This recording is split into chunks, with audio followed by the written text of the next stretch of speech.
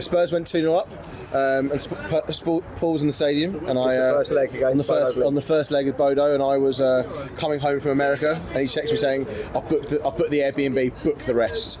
And so every time I tried to put something in the basket, it was going up in price, and I thought, screw it, we're taking the ferry.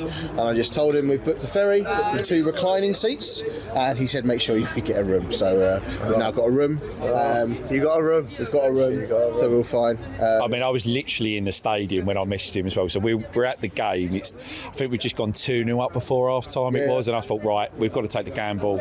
We've got to start booking sort of flights, accommodation, because we hadn't done it before then.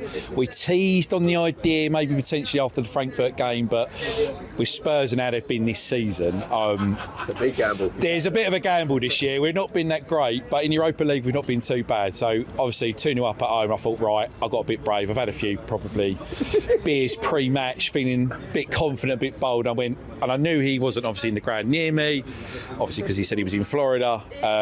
And yeah, I said to him, look, mate, you're going to have to help me book this stuff up. I can get an Airbnb, which I managed to get for obviously about £80 a night, absolute bargain.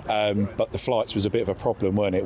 You was trying your hardest to get them, and so we've ended up on a ferry. Flight to Gran Canaria has been cancelled, so our next 2 flights we can't get there to. We've been offered a flight during the final to fly to Barcelona and wait 8 hours to then fly back to Gran Canaria. Could be a good option. Their offer was basically like, all right, we can't get you on your flight, but we'll give you a flight a day before, which is obviously the day of the final. So we're not going to do that.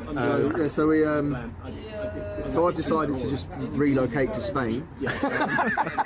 He's not well. I have no return. I don't know if immigration will like it, but I have no return trip booked. I'm meant to be working this week, so I need to get back to Friday.